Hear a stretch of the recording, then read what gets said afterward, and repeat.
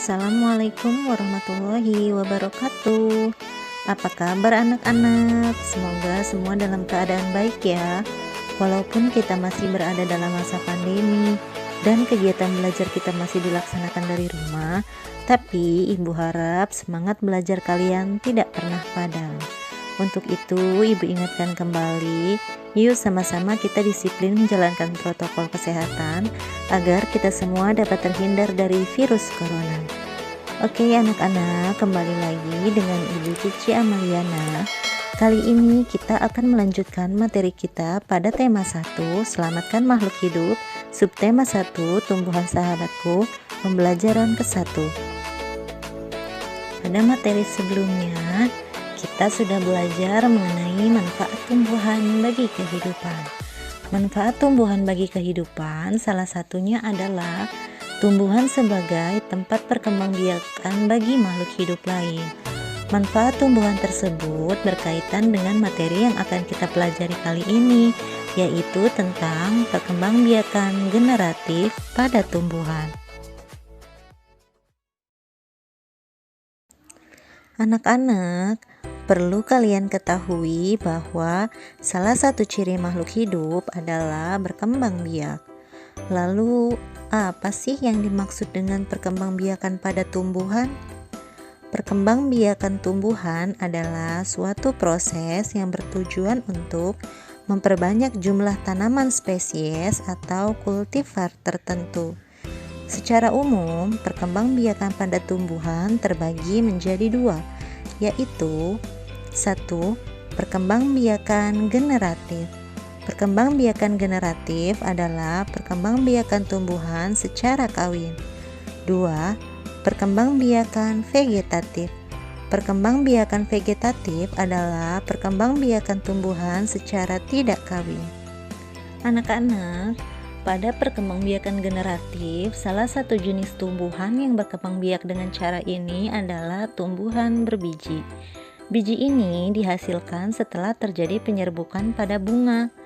Jadi dapat kita simpulkan bahwa alat perkembangbiakan generatif adalah bunga dengan melalui proses penyerbukan dan pembuahan. Anak-anak, seperti yang telah Ibu jelaskan sebelumnya bahwa bunga adalah alat perkembangbiakan generatif. Untuk itu, mari kita perhatikan bagian-bagian bunga pada gambar ini ya. Bagian-bagian bunga terdiri dari 1. Kelopak bunga. Kelopak bunga adalah bagian paling luar berwarna hijau atau kecoklatan seperti daun. Bagian ini berfungsi untuk melindungi mahkota pada saat kuncup. 2. Mahkota bunga.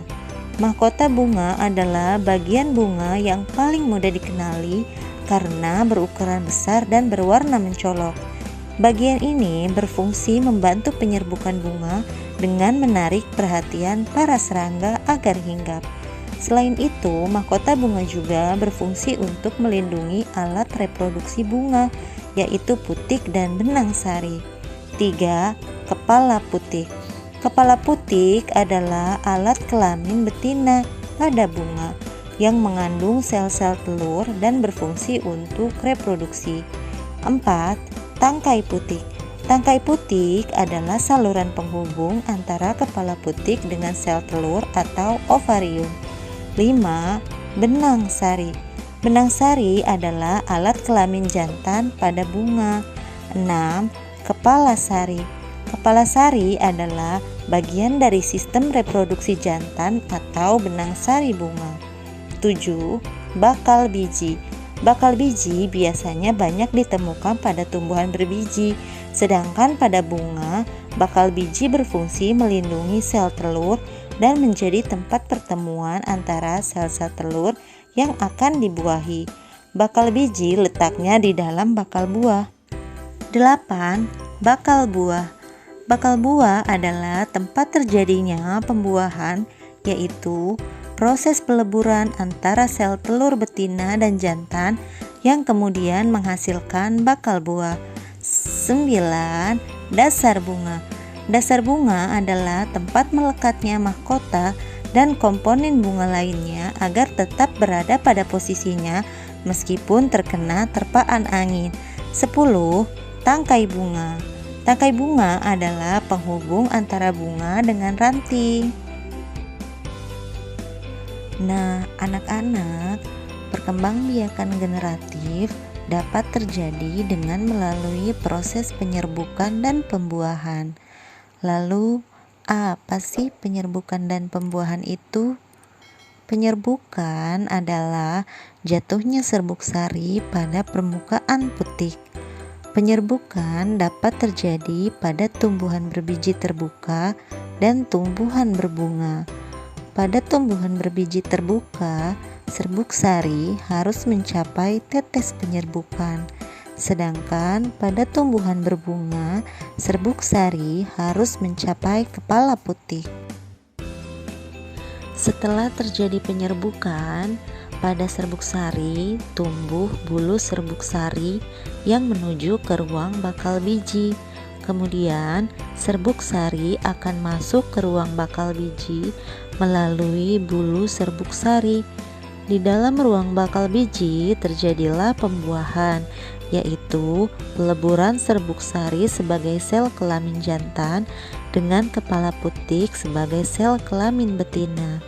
Hasil dari pembuahan tersebut adalah zigot. Zigot akan berkembang menjadi lembaga.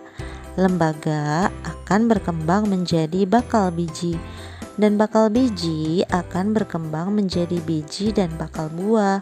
Kemudian akan berkembang menjadi daging buah. Lembaga yang berada di dalam biji itulah yang kemudian akan menjadi calon tumbuhan baru. Apakah kalian tahu tumbuhan apa saja yang berkembang biak secara generatif?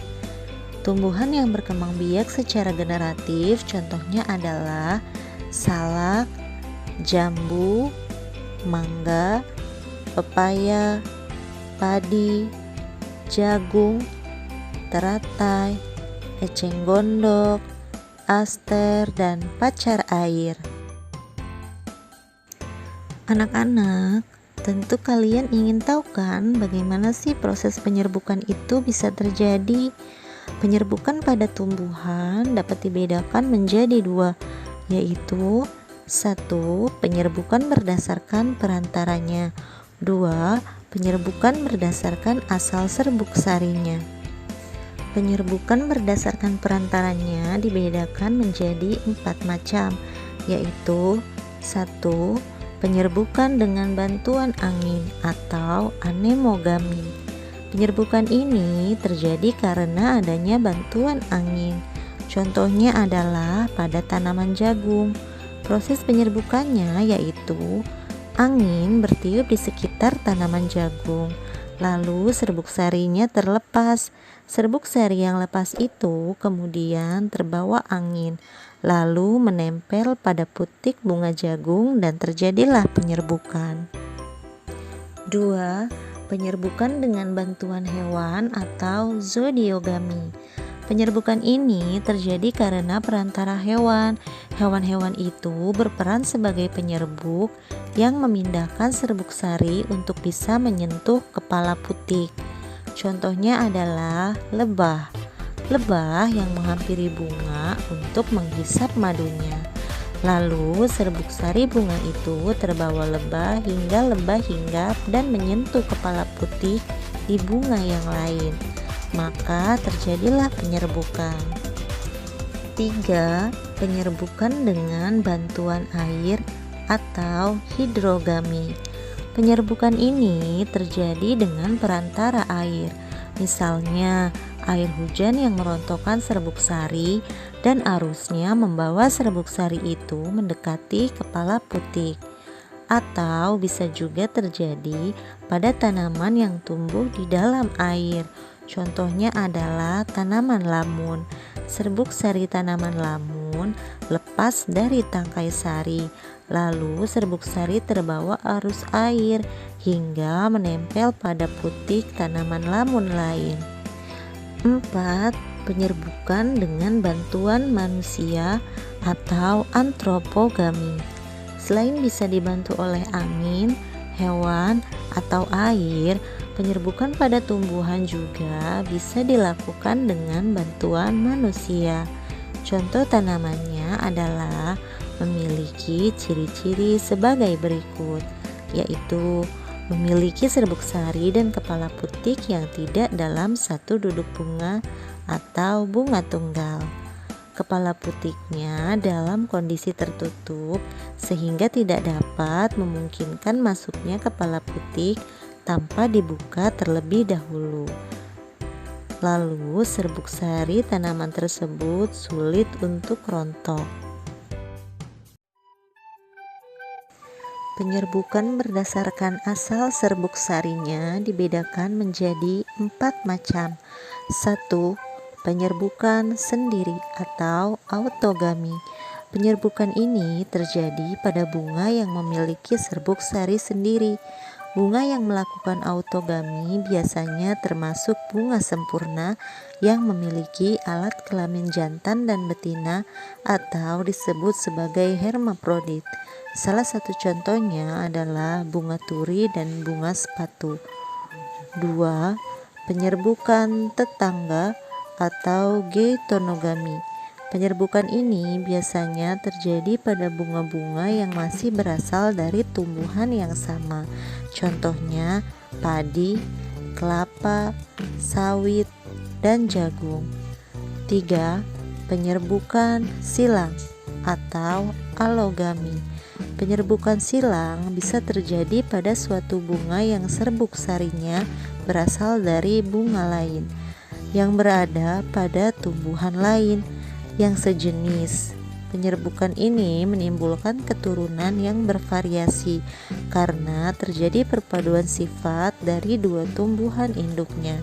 Contohnya, persilangan antara bunga merah dengan bunga putih dapat menghasilkan bunga merah, merah muda, dan putih.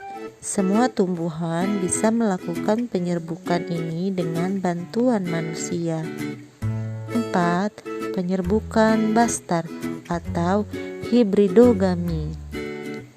Penyerbukan bastar bisa terjadi pada suatu bunga yang serbuk sarinya berasal dari bunga lain yang berbeda pada tumbuhan lain yang berbeda jenis.